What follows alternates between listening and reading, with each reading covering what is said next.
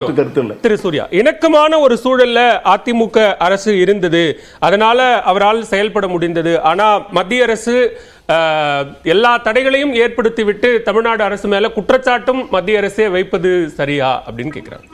சில விஷயங்களுக்கு நீங்க மத்திய அரசு குறை சொல்லலாம், பட் சில விஷயங்கள் மாநில அரசு முழு கட்டுப்பாட்டில் இருக்கு. நாங்க மீண்டும் சொல்வது, இவர்கள் சொல்லி இருக்கக்கூடிய வாக்குறுதிகள்ல தமிழ்நாட்டினுடைய பல பிரச்சனைகளை தீர்க்க போறோம்னு சொன்னாங்க. அது கடந்த ஆட்சி காலத்திலும் உதாரணமா நம்ம எடுத்துக்கலாம். இப்போ தமிழ்நாட்டில் இருக்கக்கூடிய அரசு கல்லூரிகள் முழுக்க எடுத்துட்டீங்கன்னா மொத்தம் 10,079 பேராசிரியர் பணியிடங்கள் இருக்கின்றன. அதுல கிட்டத்தட்ட 51 விழுக்காடு காலியாக இருந்தது அதிமுக ஆட்சி விட்டுட்டு போகும்போது.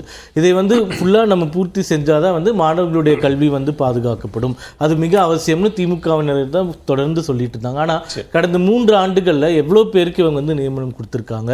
இவர்கள் வாக்குறுதி கொடுத்த அந்த 10,000 பணியிடங்களும் நிறைவேற்றப்பட்டதான்னு பார்த்தீங்கன்னா 100-200 இடங்கள் கூட அதிகரிக்கப்படவில்லை. இப்போ தொடக்க பள்ளிகள்னு எடுத்துக்கிட்டீங்கன்னா கிட்டத்தட்ட 669 பள்ளிகள் இன்றைய நிலைமையில 10 மாணவர்களுக்கும் குறைவாக இருக்கின்றது.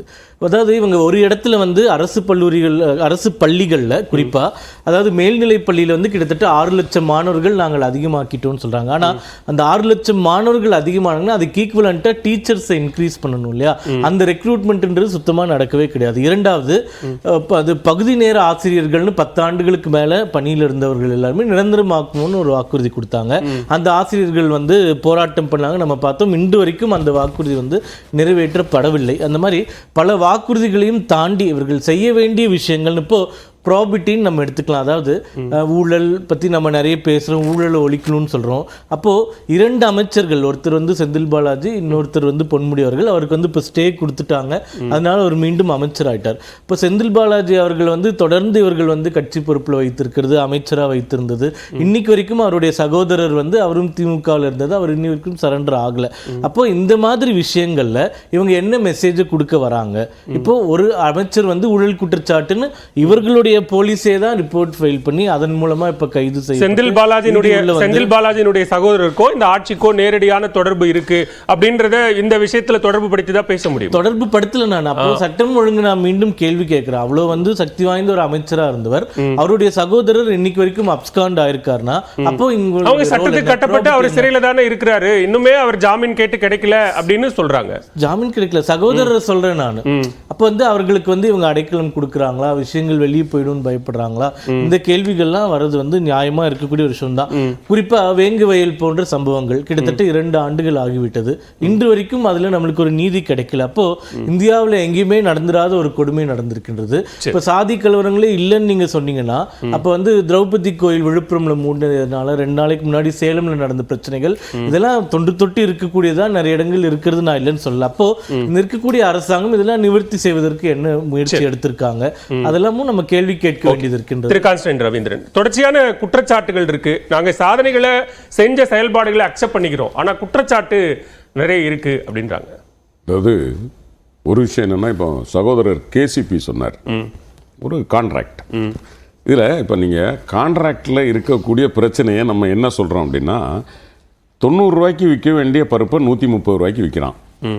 இது தப்பு, இதில் கமிஷன் இருக்குன்னு நம்ம போய் கவர்னர்கிட்ட கொடுக்குறோம். கவர்னர் இது சொல்லி இப்போ கான்ட்ராக்டை அடுத்தால நம்ம இதே பருப்புக்கு ஏலம் வைக்கிறோம். இப்போ அவரே 80 ரூபாய்க்கு நான் கொட்டேஷன் கொடுக்குறேன். இப்போ அண்ணன் சொன்னார்ல, பீட்டர் அண்ணன், L1 lower quotation, right, quality number 1 but price is lowest. இது இப்போ அவர் கொடுக்குறாரு, நம்ம ஏத்துக்கிறதா வேண்டாமா? ஓகே, அப்போ நம்மளுடைய நோக்கம் எது என்றால் அந்த ஆட்சியில் நடந்த ஊழலை சுட்டி காட்டுகிறோம். நாம் ஊழல் இல்லாத ஒரு ஆட்சி நடத்துகிறோம். இதற்கு யார் ஒத்து வந்தாலும் அதை ஏற்றுக்கொள்வதில் என்ன தவறு? நமக்கு தேவை ஊழலற்ற ஆட்சி. இன்னைக்கு வரைக்கும் யாராவது தலைவர் தளபதி மேல ஒருத்தரை சொல்லுங்களேன், அவர் மேல ஊழல் இருந்துச்சுன்னு யாராவது ஒருத்தரை? செந்தில் பாலாஜியினுடைய வழக்கு 2014 வழக்கு. அது திமுக ஆட்சியில் நடந்த வழக்கு இல்ல. முதல்ல அதை புரிஞ்சுக்கணும். அவரை பாதுகாக்கிறதுக்கு, அதாவது எங்கள் கட்சிக்காரர் என்கிற முறையில் அவர் தவறு செய்திருந்தால், மாண்புமிகு முதலமைச்சர், உங்களுக்கு தெரியும், ஒரு எம்பி உட்பட திராவிட முன்னேற்ற கழகத்தை சார்ந்த எம்பி உட்பட குற்றச்சாட்டு வந்தபோது நடவடிக்கை சட்டம் தன் கடமையை செய்யட்டும் என்று சொன்ன மாபெரும் தலைவன் தளபதி மு க ஸ்டாலின். அவர் நினைச்சிருந்தா காப்பாற்ற முடியும். ஆனால் என் கட்சிக்காரராக இருந்தாலும், ஏன் நான் பெற்ற பிள்ளையாக இருந்தாலும் தவறு செய்தால் தண்டனையை அனுபவித்தே தீர வேண்டும், திமுக ஆட்சி குறுக்கே போகாது என்று சொன்னார். அப்படியே நடந்து கொண்டார். செந்தில் பாலாஜிக்கு ஈடி இவ்வளவு பண்ணுது. ஆனா 9500 கோடி ரூபாய் முந்தின நாள் பிரதமர் மோடி சொல்றாரு அஜித் பவார் மேல, அடுத்த நாள் அவர் பிஜேபிக்கு அலையன்ஸ்ல போய் சேர்றாரு. முடிஞ்சு போச்சா, எஃப்ஐஆர் கேன்சல் ஆகி போச்சா? அப்ப உங்க ஈடி நேர்மையா இருக்கா? நான் கேக்குறேன். அப்ப உங்க ஈடி எந்த வழக்குகளும் ரத்து செய்யப்படல, நியாயமா விசாரணை யாரு வழக்கு எஃப்ஐஆர் கேன்சல் ஆகி போச்சு தம்பி பாலு. அவர் தான் பைனான்ஸ் மினிஸ்டர். எந்த ஒருத்தர் மீது நிதி குற்றச்சாட்டு 9500 கோடிக்கு வைக்கப்பட்டதோ அவரே நிதி அமைச்சராக்கி உட்கார வச்சிருக்கிறது பாரதிய ஜனதா கட்சி. அப்ப இவர்களுடைய நோக்கம் என்பது ஊழலை ஒழிப்பதோ அல்லது தவறான சொத்துக்களை பறிமுதல் செய்வதோ அல்ல, அதை பயங்காட்டி தன் பக்கத்திலே சேர்த்துக் கொள்ள வேண்டும். இவர்கள் ஒரு வாஷிங் மெஷின், அவ்வளவுதான். இந்த வாஷிங் மெஷினுக்கு எங்கெங்க லேசா கரை தெரிகிற துணி இருக்கோ அதை பூரா எடுத்து போட வேண்டியது, அவங்க பக்கம் போனா ஒயிட் ஆயிரும். இது என்ன நியாயம்? நாங்க கேட்கறது என்னன்னு சொன்னா, அண்ணன் பொன்முடி வழக்கிலும் ஊழல் கிடையாது.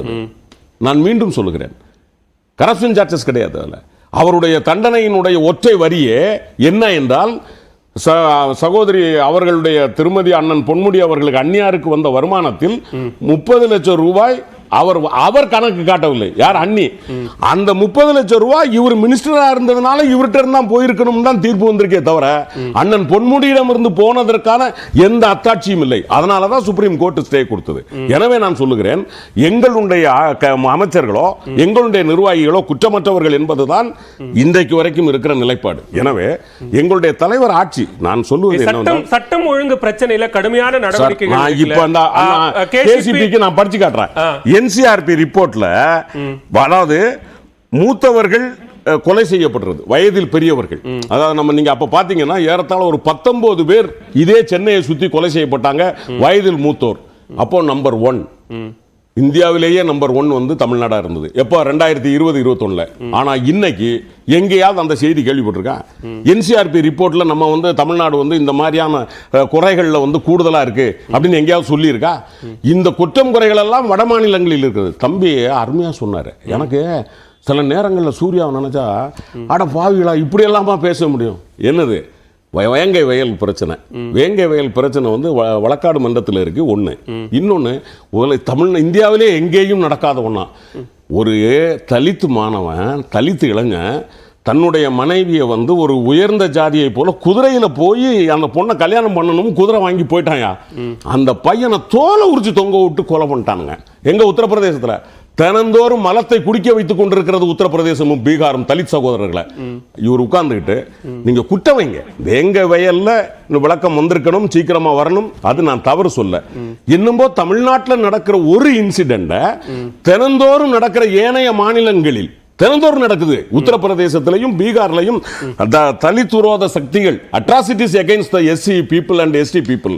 Number 1 Uttar Pradesh, number 2 Bihar. Okay, right. ஆனா தமிழ்நாடு 14வது இடத்துக்கு பின்னாடி தான் இருக்கு.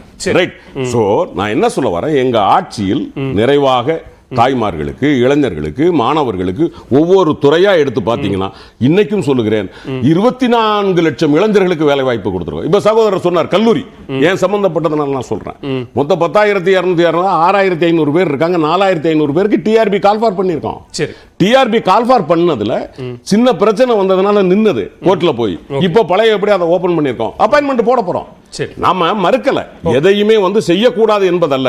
ஆனால் ஒரு அரசாங்கம் தனக்கு இருக்கிற நிதி ஆதாரத்தை பயன்படுத்தி கொண்டு ஒவ்வொன்றாக செய்து கொண்டு வருகிறது. இந்த 3 ஆண்டுகளில் இந்தியாவிற்கு முன்னோடியாக ஒரு அரசாங்கத்தை மாண்புமிகு முதலமைச்சர் தளபதி மு க ஸ்டாலின் அவர்கள் தந்திருக்கிறார் என்பதை தமிழ்நாடு ஒத்துக்கொள்ளும்.